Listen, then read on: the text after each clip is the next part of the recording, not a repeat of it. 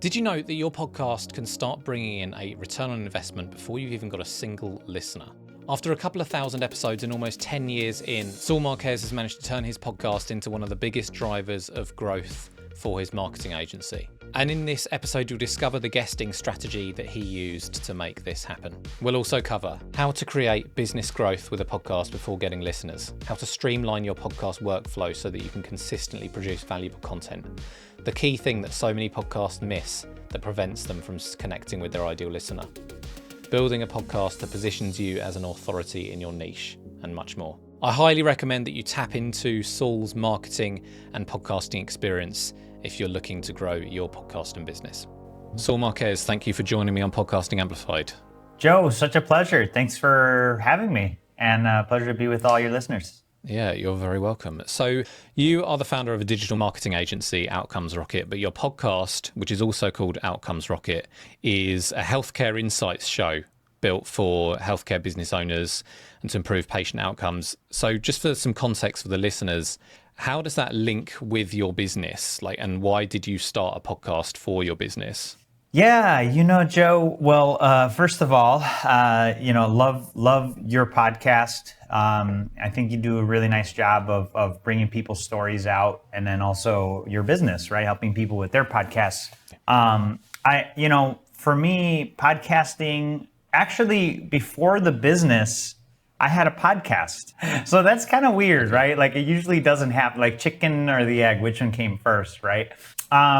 I was a corporate executive. I was, crushing it in the corporate world, doing really well.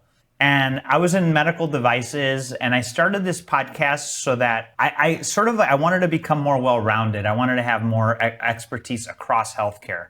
And so I started the journey, and it was a fun journey that eventually turned into a production agency and then a full service marketing agency. To answer your question, I started the podcast for that, but for the business, how does it tie? Well, actually what happened is, and I've done over 2,000 interviews on my show alone. With all of those interviews, I've had the opportunity to understand gaps in the market. I've talked to entrepreneurs, business leaders, and, over the course of time and that number of interviews, I identified that one of the biggest gaps in organizations is marketing. And so the reason I do a healthcare show is because my agency exclusively focuses on healthcare organizations that want to make a huge impact, whether it's here in the States, in the UK. Our business really does focus on how do we help amplify these leaders wanting to make a difference in healthcare.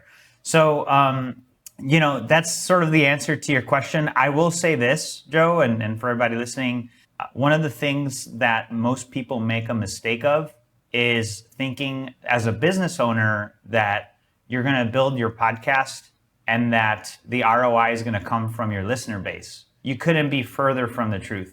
If you're going to do it right, you're going to build a podcast that attracts your ideal buyer on a thought leadership thread that then you invite them to be a guest on your show. It is one of the best door openers, relationship builders. And so to this day, our podcast continues to be one of the best relationship building tools that we have. It's a thought leadership tool, and it's a ton of fun. Yeah, so I think what you're alluding to is the prospecting podcast, as I like to call it, where, like you say, it's your guests that are your ideal clients effectively. Is that right? Yeah, exactly. Yeah. So you're effectively building a business before you've even got a single listener potentially. And I've definitely seen other podcasts do it that way.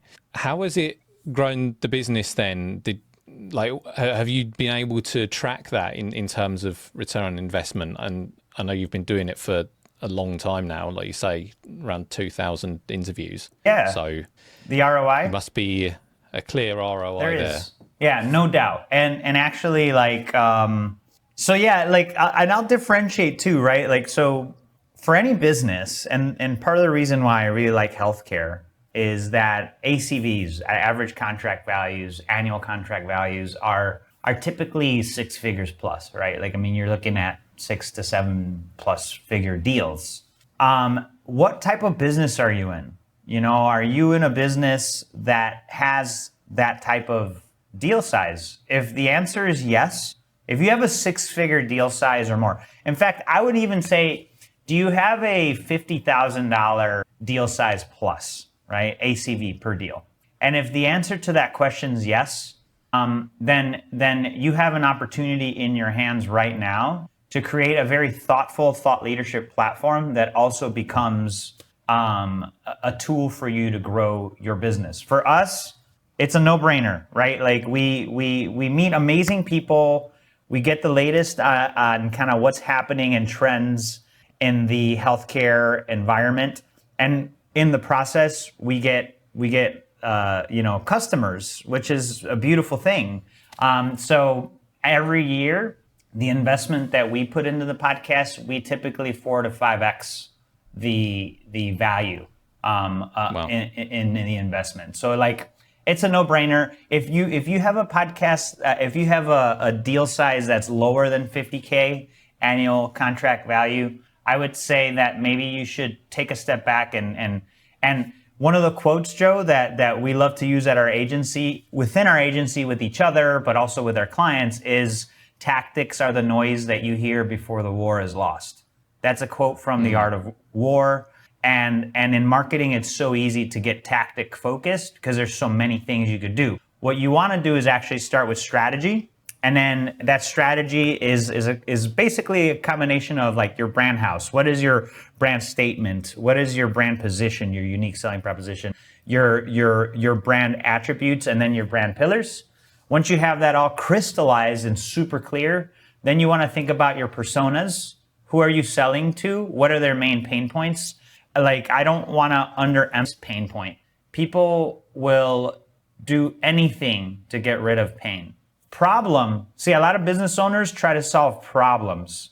And problems, the analogy I use is like glass in your shoe when you need to walk 5 miles or 5 kilometers. And if you have glass in your shoe and you need to walk, that's pain. You know, yeah. if you have to walk 5 miles in slippers, that's a problem because it's inconvenient, but it's not glass in your shoe.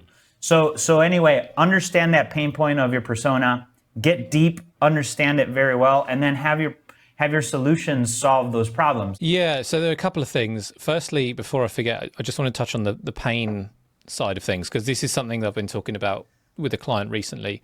I'm helping her redo her trailer and description, sort of positioning the podcast. Oh, nice. And this is something that any podcaster, regardless of whether you get a return on investment on the podcast or not, if you want it to grow, and what are those pains, and how do your ideal listeners talk about those pains, and open your sort of trailer and description like straight into that pain is what we were talking about, rather than sort of talking about yourself and skirting over some sort of lingo. Just like, how does that pain feel for your ideal listener if you really want them to immediately go, this is the podcast for me? I love that. That's so great. That's so great, Joe. I really love that. Because you want to attract them, and when you really understand that pain point, back to the quote, tactics are the noise you hear before the war is lost. If you're focused on that pain point and how your business strategically solves that pain point in a unique way that's different than anybody else in the market, you're going to bring them into your ecosystem. Then they're going to buy from you. And if you keep doing that, they're going to stay with you along the way. So, man, I think it's brilliant. Your idea is brilliant. And I have to think about that for my podcast. Thank you. I dig into it on the marketing side, but the podcast, I could be a little more thoughtful, I think. Yeah. And then you're talking about the 50K plus side of things. So, I mean, there might be some listeners who do have a business and that their deal size is 50K plus. I guess if it's a business that is on the smaller side, like they're, completely on the opposite side of the spectrum, they're selling £10 products, $10 products, very small courses. Would you say that it might be a little bit different, that you might expect it to be more the listeners who would be the customers rather than the guests? Because you wouldn't sort of seek someone out to be a guest in the hopes that they're going to buy Exactly. your $10 product. Yeah, you know, Joe, spot on. Like we're hitting a topic that actually needs to be talked about more in podcasting. And that is, you know, there's B2C, there's B2B, and then there's media, right? And media actually falls into B2C. So like I will say, if you do have a 50K plus pound or dollar product, then you need to be calling Joe so that he could produce your podcast, because you shouldn't be doing it. Don't waste your time. Get somebody that knows how to do it. And you're going to make a ton of money with it. I promise you that. Like, this is the podcast that you heard that's actually going to make you money. Like, use it the way that we're talking about, 50K plus, you're in. You're done. You're going to be making money off of it. And you're going to have fun, by the way, and your network's going to expand. But like the B2C, the 10-pound product, the $10 product, I would say that you should, the way you approach it is probably more so depending on your budget, right? Depending on your budget. If you're, you know, bootstrapping, I would definitely find like, you know, somebody on Fiverr to help you produce it. Easy, you know, because the reality is you're using it for content on social. Unless you're able to create really amazing content that generates, you know, like millions of listeners per month, like hundreds of thousands of listeners per month, that funnel is not going to be very valuable to you on a B2C front. And here's where most people get confused. Like, a lot of people get into podcasting and automatically want to be, they don't realize this, but the influencers that are actually getting the ad money and you know, making money off their podcast, the Joe Rogans of the world, they're a media company. And media companies get paid by you know, it's called CPM, cost per mil, which is 1,000 downloads. And by the way, it's not very good. You don't get paid much for 1,000 downloads. Yeah. You know this, Joe.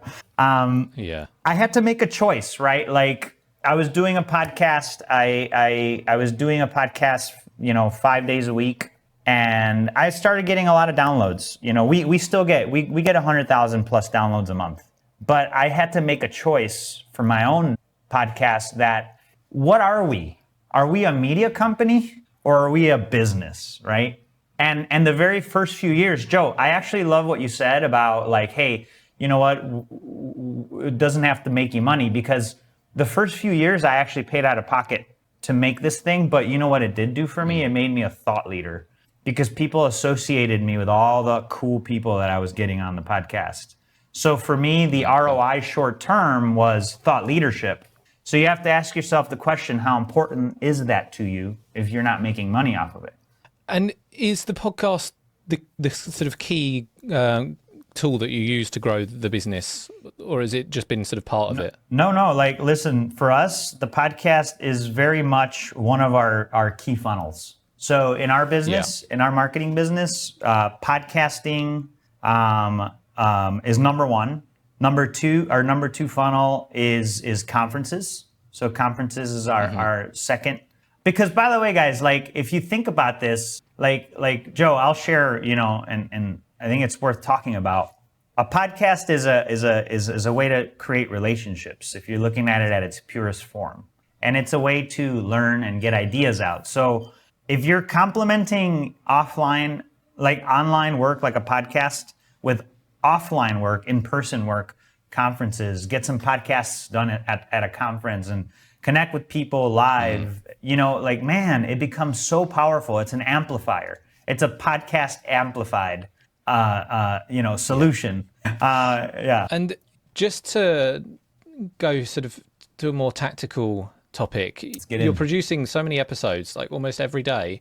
And you've been doing that since when, like 2016, 2017? Yeah, like 8 years. Like, how much has changed since you started your approach? Have you just been keeping the same approach all that time? I can't imagine, because you know, things do change quickly. Look, man, I'm a firm believer in don't reinvent the wheel, right? So when I first started, you know a show called EO Fire? You ever hear of I'm not sure. John Lee Dumas? That guy is awesome, man. I love that guy. Yeah. You know John? Yeah. So I know. Yeah. So at the beginning, I looked for who's crushing it in this space, and this is what I do in anything that I do. I find out who's doing the best, and I reached out. He was doing this like Kickstarter campaign for a book of his, and I invested like 10 grand or something in his book. And with that came 2 days with him in Puerto Rico, at his house in Puerto Rico, where he would deep dive with me to walk me through the process, right, of kind of like EO Fire. And so basically I went to Puerto Rico and I downloaded with John. He became a good friend. And that's, that's how I sort of started. My show at the beginning was a 45-minute show, 5 days a week. Okay. And then fast forward 4 years, I turned it into a 30-minute show because I started seeing the data. People were dropping off before the 45 minutes. And today it is now a basically 10 to 12 minute show that focuses on those tidbits, because my listener is executives, right? Like they don't have time. They want to know an insight that could help their business today, and then go do it if it sounds interesting enough and compelling enough. And what I would share with everybody on your show today, if they're with us here at the 20-minute mark, is, hey, if you got a 50K plus business ACV, talk to Joe. He's going to help you. He's going to help you grow your business with podcasting. If you're in healthcare and you want to grow your business, take it to the next level, Outcomes Rocket, my agency, can help you get there. And so that's what I would say there. But yeah, like tactic, we adjusted. We have always used the same question set. I've evolved it over time, but like the same questions, I use the same questions for everyone, because everybody that shows up to the show is different. Yeah. I mean, what you say about the shorter episodes is something that I've tried to bring down. I was speaking to someone at the podcast show recently in London, and I told her about my podcast, and she's like, "Oh, thank God they're only sort of 20 to 30-minute episodes," because I think some people, they don't have time for another hour plus show every week. But yeah, that's awesome. And how much time do you spend each week? Because it seems like there's a lot of work. I know some podcasters struggle to get one episode out every week. I guess you have a team doing some elements of it though. Oh yeah. So first of all, it's batching, right? So the one thing that I learned at the very beginning from John, and I've kept through my whole process to today, is batching. So I record on Tuesdays. I have 2 hours, and if you think about it now, I do a 10-minute podcast. So like I will hold a 15-minute slot with my guest. So you know how we talked about process? So the process is very clear. When somebody signs up, I tell them what to expect. They speak with my team about details. They get sheets automated to their inbox, and then they show up. They know what to expect. They sign on to Riverside, and we do our thing. We have fun. And then, by the way, part of our process is after our call, if they are a qualified potential customer, we have a process to set up the next call with them right after the show. If it makes sense, we never push it. It's just kind of like, hey, you happen to be, in the same field. Let's talk about this if this was fun. And most of the time, people are up for a conversation. Might as well ask. Yeah, and just do it. Have a convo, and if not now, later, and if not ever, that's okay too. There's no pressure on that. But that's the process on the questions that we use, and the batching is basically Tuesdays, 2 hours. I fit in, and I cap it at four podcasts on Tuesday. Even though they're 15-minute slots, I cap it at 4. And we keep a library. So we keep a library of at least like a month and a half of content, so that, if I want to leave for vacation or not do it a week, then I don't feel pressured to do that. So batching really helps if you do that. And then outsourcing is fantastic. Like, hire Joe to do your podcast, folks. Like, you don't want to deal with it. It takes way too long. Like, the first few that I did, I was messing around in GarageBand. doing graphics. Like this was before Canva, like I was just like, Yeah. it was terrible, man. I hated it. And hire a team. If you're on the lower side of your budget, then go to Fiverr. If you have some budget, don't go to Fiverr because Fiverr is very inconsistent. You're better off going to someone like Joe if you have the budget to pay for somebody that actually knows they could coach you. And if you hire someone off Fiverr, you get basically edited files. If you hire somebody like Joe, you get guidance, you get perspective, and you get your produced podcast. So I always say, don't hire freelancers if you have the budget. Hire agencies. You'll get farther faster. For the record, I'm not paying Saul to say this. You're not. But yeah, I mean, I talk with podcasters, and sometimes, like I audit their podcast, and then I ask if they want any help with it. If it's not in their budget, then I'll happily say, go to Upwork, go to Fiverr. I'd never try and convince people to spend money that they don't have, because even just if you can just get the editing off your plate, even if it is from someone on Fiverr or Upwork, just to get you started, it just takes such a load off. I think the editing is the big one, and something you don't want to skip as well. Just a couple more questions, Sure. if you've got time. Yeah, let's do it.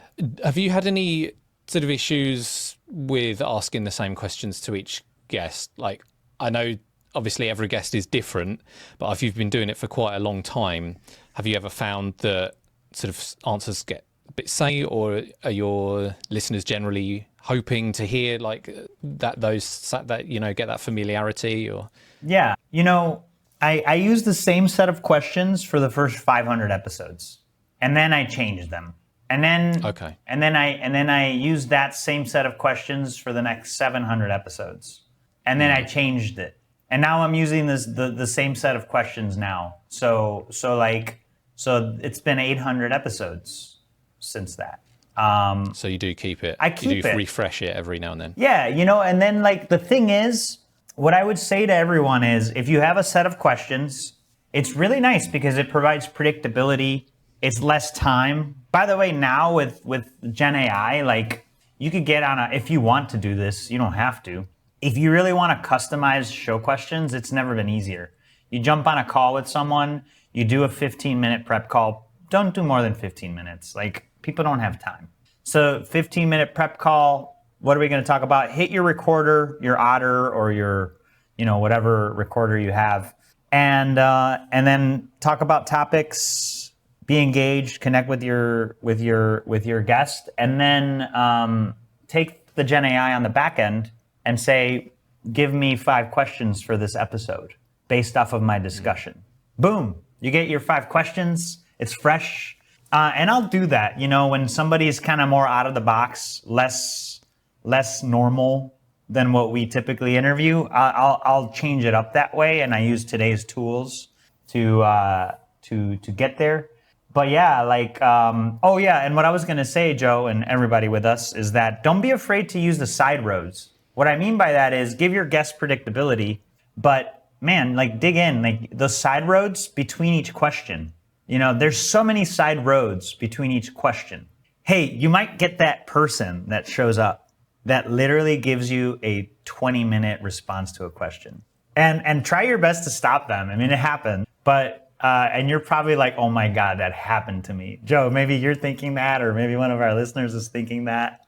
Well, when it happens, cut them off. Say, hey, all right, well, and this has happened to me maybe once or twice. Literally one question, and they spoke for 10 minutes. I'm like, all right, well, Joe, such a pleasure to have you on the podcast. That was a very informative talk. And then I ended the podcast interview, and they're like, oh my God, I just rambled the whole time.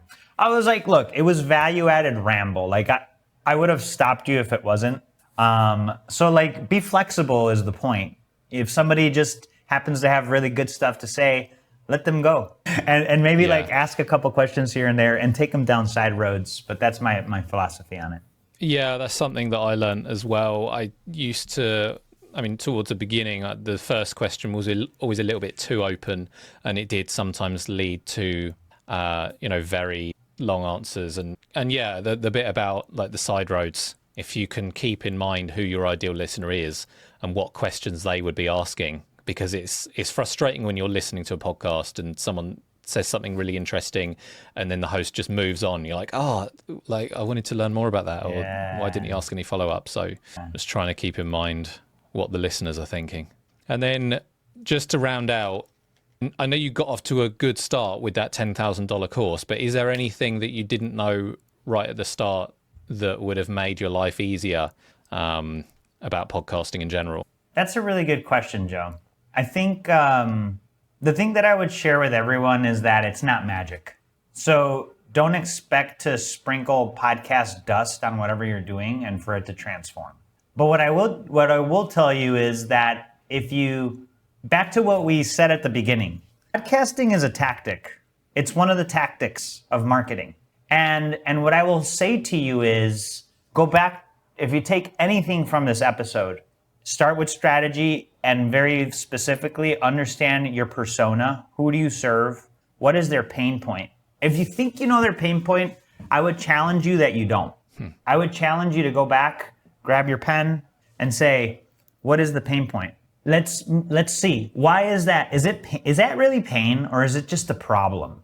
So I would challenge you to dig deeper and find that pain point, and then decide to yourself, is what I have today. We talked about the what in that 0 to 3 million, first step of business, is like, if your what is strong enough, your product, your service, your solution, to solve that pain point, then you're going to promote, make sure it's profitable, get the processes in place to get to that next level, which is the 3 to 8 million.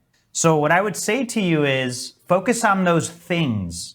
If you enjoy speaking with people and connecting with others, podcasting is likely going to be a tool that you want to incorporate into your growth strategy. Because another thing that we want to keep in mind is, in order to amplify your podcasting efforts, in the theme of Joe's podcast here, Podcasting Amplified, you're going to have to enjoy it. If you don't enjoy it, you're not going to do it long term.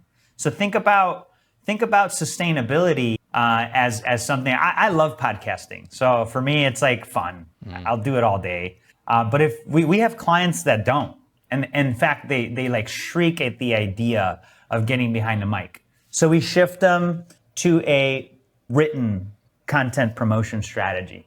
And we get them the byline articles on different media platforms and magazines, etc. And so just think about that, right? Think about your strategy, think about your pain. On the podcasting side, set up your systems, your processes.